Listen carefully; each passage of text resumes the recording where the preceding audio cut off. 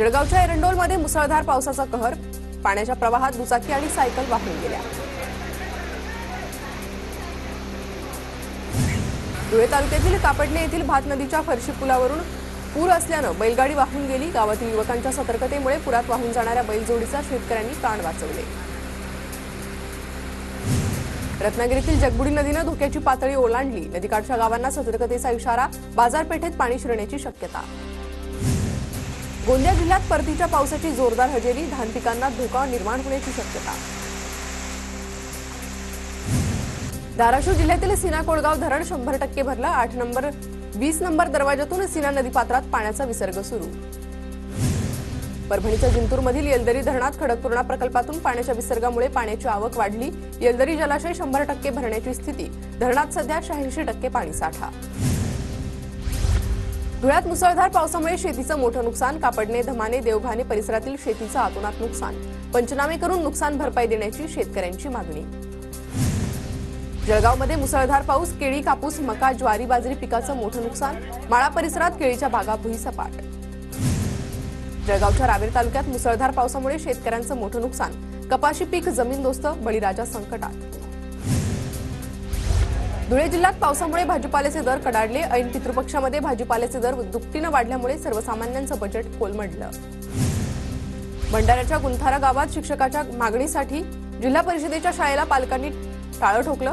शाळेत शिक्षक नसल्यानं विद्यार्थ्यांचं नुकसान, पालकांनी विद्यार्थ्यांना शाळेच्या बाहेर बसून शासनाचा निषेध नोंदवला। सांगलीच्या मिरजेमध्ये टोळी युद्धातून एक नवीन हॉटेलची तोडफोड। शहरात नव्याने सुरू झालेल्या हॉटेलवर दुपारच्या सुमारास अज्ञात हल्लेखोरांकडून हल्ला, कर्मचाऱ्यांनाही करण्यात आली मारहाण। पुण्यात भिडेवाड्यासमोर व्यापाऱ्यांचं आंदोलन, 9 महिन्यांपासून व्यापाऱ्यांचा पुनर्वसनाचा प्रश्न प्रलंबित, प्रश्न निकाली न लागल्यास आक्रमक आंदोलनाचा पवित्रा। अंबरनाथमध्ये अक्षयचा मृतदेह दफन करण्यास नगर परिषदेची परवानगी नाही। अंबरनाथमध्ये मृतदेह दफन करण्यास राजकीय पक्षाचा विरोध, कायदा सुव्यवस्था बिघडू नये यासाठी परिषदेनं परवानगी नाकारली।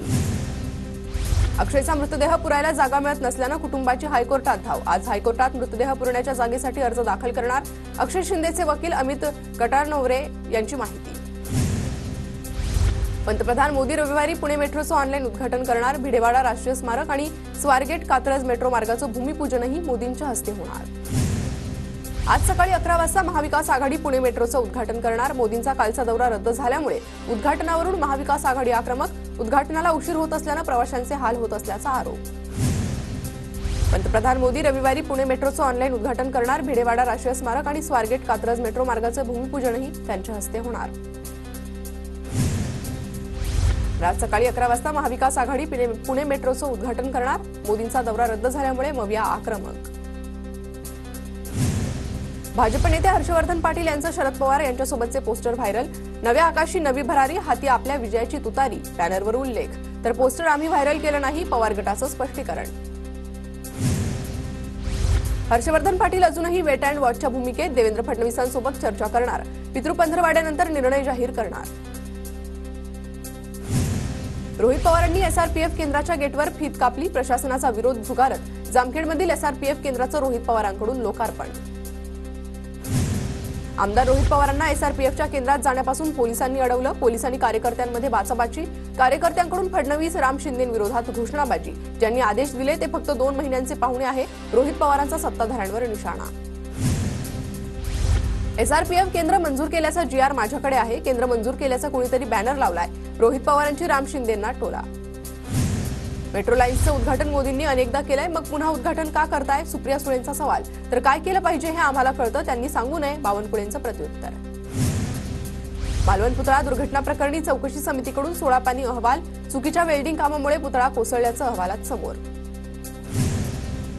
मालवण पुतळा दुर्घटना प्रकरणी वैभव नाईकांना पोलिसांकडून नोटीस, गुन्ह्याच्या तपासासाठी कागदपत्र सादर करण्याचा नोटिशीत उल्लेख।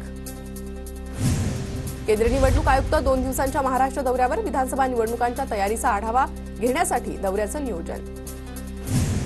नवरात्रीमध्ये भाजपच्या उमेदवारांची पहिली यादी जाहीर होणार। अमित शहा ऑक्टोबरच्या पहिल्या आठवड्यात मुंबई दौऱ्यावर, मुंबई कोकणच्या जागांबाबत चर्चा होणार। विदर्भातील 62 पैकी 24 जागांवर शिंदे गटाचा दावा, आमच्या सर्वेत विदर्भातील 24 जागांवर आमची चांगली स्थिती, मित्रपक्षाला आम्ही 24 जागांबाबत समजावून सांगू, संजय राठोडांची माहिती।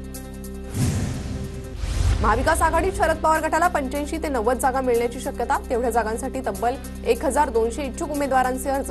काहींनी उमेदवारी मिळाली नाही तर अपक्ष उभं राहणार नाही म्हणून बॉन्डही लिहून दिला. मुंबईतील भायखळा आणि वर्सोवावरून काँग्रेस आणि ठाकरे गटात मतभेद. सूत्रांची माहिती. भायखळा आणि वर्सोव्याच्या जागांसाठी दोन्ही पक्ष इच्छुक. कोकणातल्या 3 जागांवरून महाविकास आघाडीत रस्सीखेच. चिपळूण सावंतवाडीवर पवार गट तर राजापूरसाठी काँग्रेसचा दावा, तर चिपळूणच्या जागेसाठी ठाकरे गट आग्रही. महायुतीत कारंजा विधानसभा मतदारसंघावर अजित पवार गटाचा दावा. वाशिमच्या जिल्हाध्यक्षांसह पदाधिकाऱ्यांची अजित पवारांकडे मागणी. कारंजा हा भाजपचे दिवंगत आमदार राजेंद्र पाटणींचा मतदारसंघ. काँग्रेस नेते विश्वजित कदम यांनी घेतली शरद पवारांची भेट. 4 ऑक्टोबरला पवारांचा सांगली दौरा. कदमांच्या मतदारसंघातल्या कार्यक्रमांचं निमंत्रण देण्यासाठी भेट घेतली.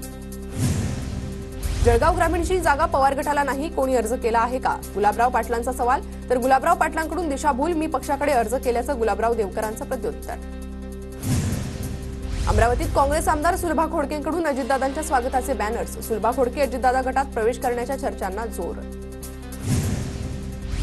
छत्रपती संभाजीनगरमध्ये परिवर्तन आघाडी महाशक्तीचा पदाधिकारी मेळावा. बच्चू कडू, संभाजीराजे, राजू शेट्टी आणि आघाडीतील प्रमुख नेत्यांची मेळाव्याला उपस्थिती. संभाजीनगरच्या गॅलेक्सी रुग्णालयात परिवर्तन महाशक्तीच्या नेत्यांनी जरांगेंची भेट घेतली. संभाजीराजे, छत्रपती, राजू शेट्टी, बच्चू कडूंकडून जरांगेंची विचारपूस. शिंदे गटाकडून महाविजय संवाद अभियानाची घोषणा. युवासेना, महिला आघाडी, सोशल सैनिक घरोघरी पोहोचवणार सरकारची कामं. खासदार डॉक्टर श्रीकांत शिंदेंची माहिती.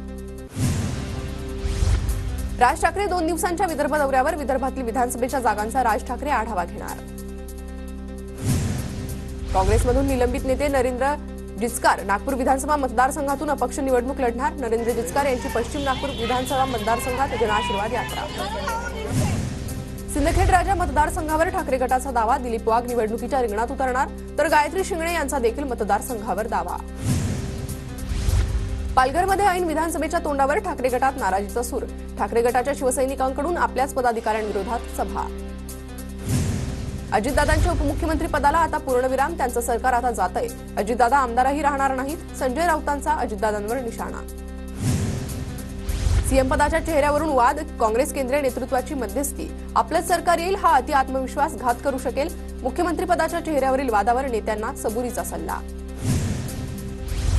घोषणाबाजी झाल्यानं जयंत पाटील भडकले आणि भाषण थांबवलं. अहमदनगरमधील शिवस्वराज्य यात्रेदरम्यान प्रकार. बुलढाण्यात रविकांत तुपकरांना पोलिसांनी ताब्यात घेतलं. शासकीय कामात अडथळा आणल्याप्रकरणी तुपकरांवर गुन्हा दाखल. तुपकरांचं कृषी अधीक्षक कार्यालयात ठिय्या आंदोलन. धर्मवीर 3 येईल तेव्हा त्याची पटकथा मी लिहिणार. धर्मवीर 2च्या ग्रँड प्रीमियर वेळी फडणवीसांचं वक्तव्य. तर धर्मवीर 2 सत्य घटनेवर आधारित, सर्वांना आवडेल प्रतिक्रिया प्रतिक्रिया. शिर्डीत महिला भाविकाकडून साईबाबांच्या चरणी 18 लाखांचा मुकुट अर्पण. 258 ग्रॅम वजनाच्या मुकुटावर सुंदर नक्षीकाम. मुकुट साई संस्थांच्या मुख्य कार्यकारी अधिकाऱ्यांकडे सुपूर्द.